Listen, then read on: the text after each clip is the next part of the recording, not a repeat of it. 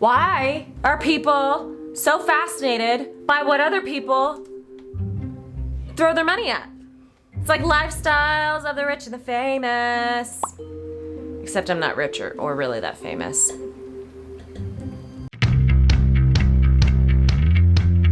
Hello and welcome back, you beautiful nerds, to another edition of a video on this little corner of the internet. God, we're doing it. We're really back here again. Another week, another dollar.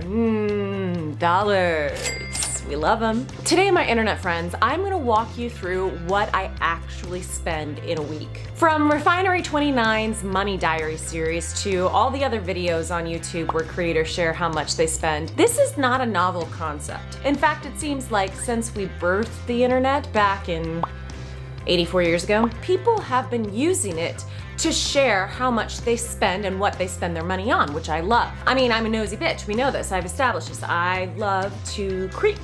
Even when I was a little girl and my parents would take me to visit people's houses, it is my daily work and therapy to mind my business. That's my struggle. That is what I deal with every day. But you shouldn't, because today I'm gonna lay it all out for you. So this week I'm going to be tracking and categorizing only what's going out. So I'm a freelance digital showrunner and producer, as well as YouTuber, which is polite people speak for gig worker. I also live in Hollywood, which is a gig economy, and it's been a gig economy for years and years and years. Right now, I sustain myself with producing work on other projects and through sponsorships, aka those 60-second ads and callouts in all of my videos. When I'm working 40-hour work weeks producing for Facebook, NBC, or any of my other clients, I have a rate at about $70 to $85 an hour. Now, that kind of work is the all-encompassing jobs that we traditionally know it, with a boss and a deadline, which requires my full attention. Now, when I'm working that sort of gig, I can't really edit my own videos. So that's why I have help. Y'all already know Derek, who is the man behind the words, but I also now have the help of Valerie, who's my new associate producer, who helps me on script writing, researching, and just making a bitch more credible. It's important to me that I work on other projects outside of this YouTube channel because the premise of this channel is adult betterment. And as much as I love being a YouTuber, I really do, I want to stay relatable by having a job outside of bettering myself and outside of making content about myself. Because the fact of the matter is, a majority of the world has to work on bettering themselves while also balancing a job and family and everything else. When I do make money off my YouTubes, it's through my managers or agents who each take a 20 to 30% cut of the deal. Plus, I have to put a portion of that payment away for my taxes, and then I'm left with a number that kind of looks like this. As for my viewership, my channel belongs to an MCN, which is a multi-channel network, and they pay me out for my AdSense and whatever money I make off of views quarterly, and that number varies drastically. So while certain months throughout the year I will be working on different projects, there are other months where I'm just focusing on my YouTube channel. So when I say that I make that amount of money per hour, it's not for the entire year. So I want to share all of this info with y'all so y'all understand what tax bracket I'm in. I am lucky enough to be above the poverty line in Los Angeles, but I don't have like hype house money. You know what I mean? I think the common misperception is that influencers are stacked. They just have cash for days. We have to grind in order to make a profit. I also want to share all this information with y'all because I think it's important that women and other marginalized voices be transparent about how much money they make. It is no secret that the modern American workplace is optimized for a cisgendered, straight, white male. And the only way we're gonna break that system is if we chat about and be honest with each other about compensation. I also, for the past 100 years, there's been this unspoken cone of secrecy around talking about people's compensation and wages. And I think that is, on one part, to remain polite, but on the other hand, to a certain extent, I think that cone of secrecy around talking about wages is to prevent marginalized voices from discovering how inequitable a lot of these compensation benefits are. So that's that's all, folks. That's how much money a bitch is bringing in. Now let's look at the fun stuff. How much am I throwing away? Opening the window and just throwing away. Okay, I'm here and it's the second day of me tracking my spending, so I'm just kind of trying to add up everything that I did yesterday. So yesterday I went to Haven, which is $28 an hour, so that's $152 because I was there for 2 hours. $163.13 on groceries for Patrick and I. And then what else did I do last night? I also ordered dinner. Ugh. Okay, so here I was thinking that I didn't spend a lot of money at all yesterday, and it turns out I spent $258. That's not nothing. It's a lot of money for me to casually be like, oh no, I didn't spend that much. That's nothing. Girl, I was saving so much money because we simply weren't going out. Like bars and clubs and restaurants were closed. Like Los Angeles is a very expensive city, and if you want to go out, you have to budget at least $100 for Ubers and Lyfts and maybe 1 to 2 rounds of drinks. And now that LA is slowly but surely opening up, people want to get out of their damn houses. They want to see each other. They want to go out. They want to network. So this week I was kind of experiencing a little bit of that. I went to go visit a friend in Santa Monica. We went to a cute bar. We had a cute bartender who ended up giving us free shots and free food. I still ended up spending around $120 on Thursday night, my first night of this challenge. I'm walking to dinner right now. I'm gonna go meet a friend. The great thing about tonight is I think that they may be paying, which would be really nice. No matter how rich or wise or old you get, it always feels good when someone else picks up the tab. That never changes, I feel like. Here we are on a Monday morning. And thus begins the very humbling activity of logging on to your chase.com account and finding out how much money you actually spent this past weekend. Eek, eek, eek. Eek. Okay, let us go ahead and track everything that we put on our credit card this past weekend. Very, very fun activity. Okay, so I just finished my fun little project of tracking all my spending. So I'm going to follow that up with spending some time in my depression sling. You see, I think my problem is that I have the attitude of a rich bitch, but I'm not a rich bitch. So what were some of the takeaways that I experienced from inputting all of my spending so far into the spreadsheet? Subscriptions. Y'all, subscriptions are where they get you. Oh my God. Because, you know, subscriptions are on like an auto pay feature. They just like sip little $13, $28 out of your account every month. Before you know it, all of your money is gone to fucking Premiere Pro, Creative Cloud, and Netflix. It's crazy.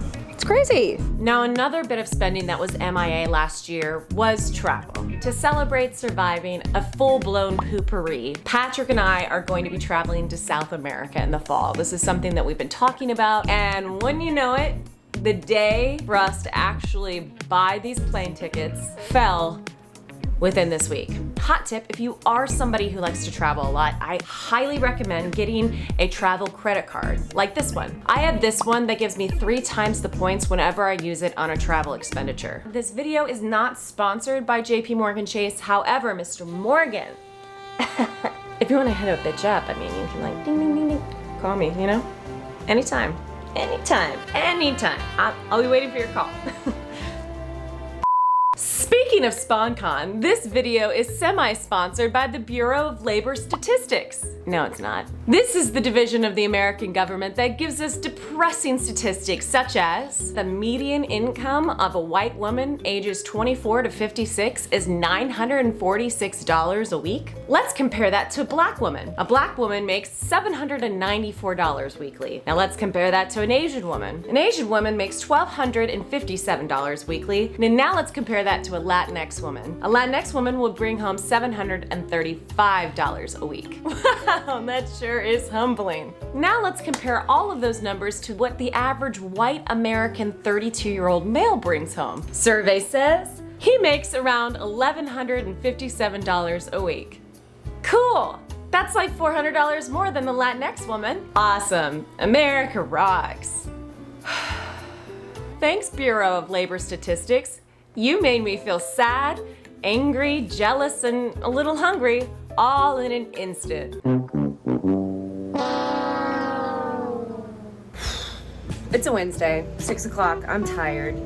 I am physically like hint. So last night I came back from a shoot. I had been on set all day. I was also like pole dancing all day. I was too exhausted to come home and cook, and Patrick had worked the whole day, so he hadn't prepared anything. So we ordered food again, and I'm just in the same boat. I'm in the same boat. I've worked all day, and I would love nothing more than to order some food. I want to order a food.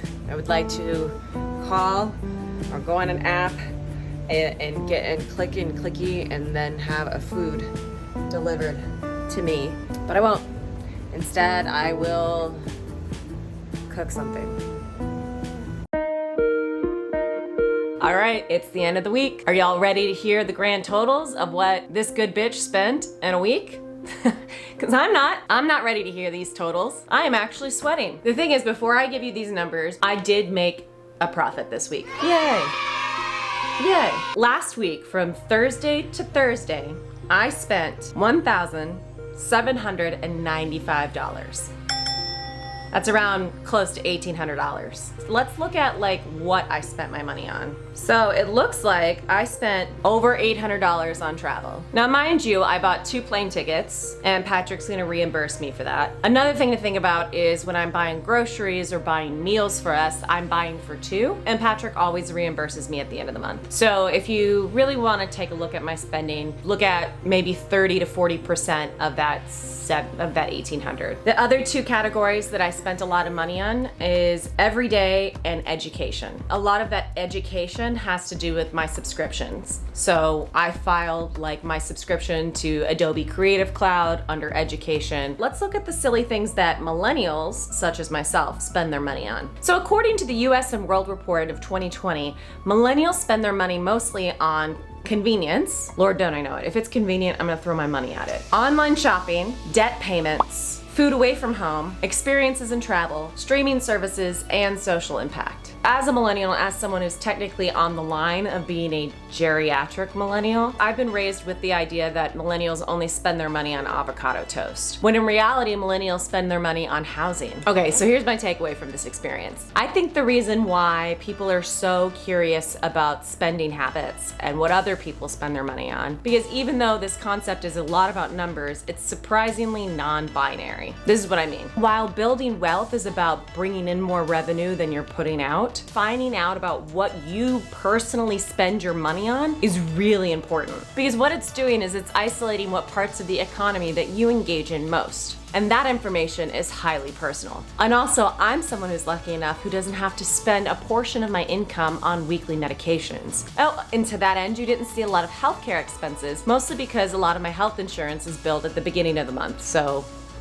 this next week. I'm a single woman, I don't have kids, I'm not spending money on childcare. All of these things are highly personal and tailored to my lifestyle. So the more you examine your spending habits, the more you'll know what parts of the economy are slightly manipulating you into spending your money. So looking at what others spend in a day, a week, a month, and a year makes me, at least, feel like I have a better understanding of how I want to use my money. What do you think? What do you find that you spend your money on? Tell me in the comments below, because I'm a nosy bitch. I told you all that at the beginning of the video. All right, my beautiful nerds, I love you so very much, and I'll see you next week.